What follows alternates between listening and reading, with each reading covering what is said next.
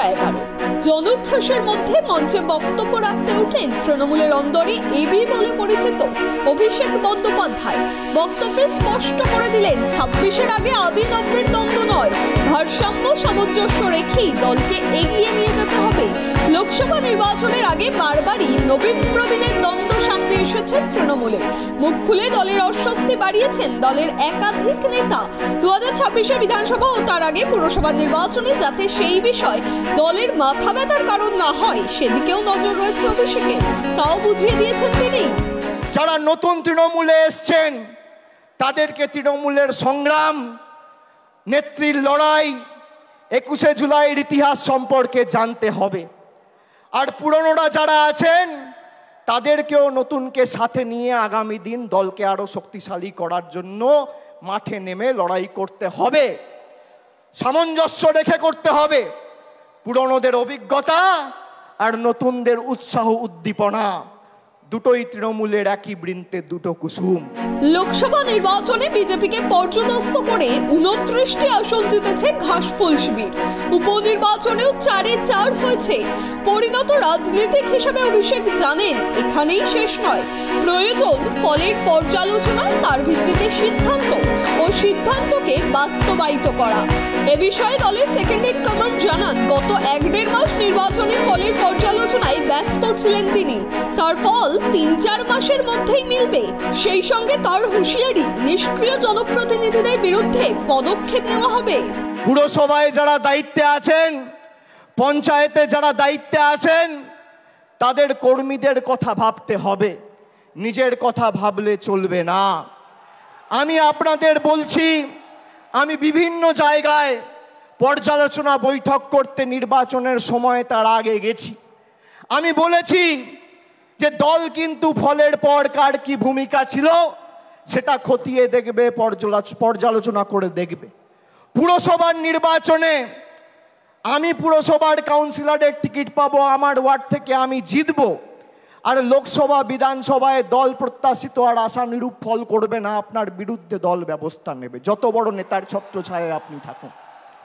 পঞ্চায়েতে আপনি টিকিট পাবেন, আপনি গ্রাম পঞ্চায়েতের প্রধান, উপপ্রধান, আপনি আপনার ভোটে জিতবেন।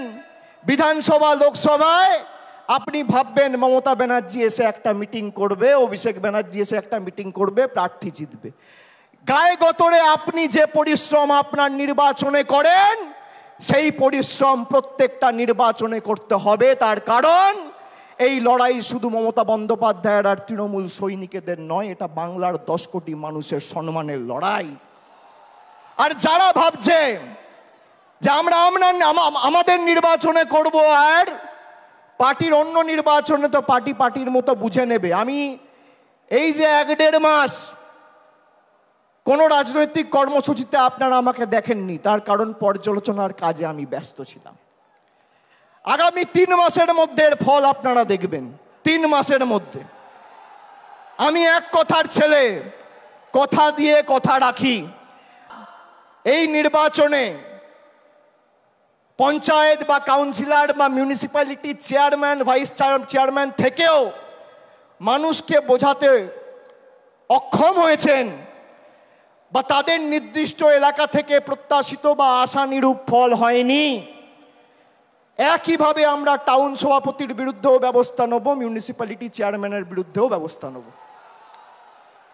গ্রাম পঞ্চায়েতের ক্ষেত্রে প্রধানের বিরুদ্ধেও ব্যবস্থা হবে, অঞ্চল সভাপতির বিরুদ্ধেও ব্যবস্থা হবে, কাউকে রেয়াত করা হবে না।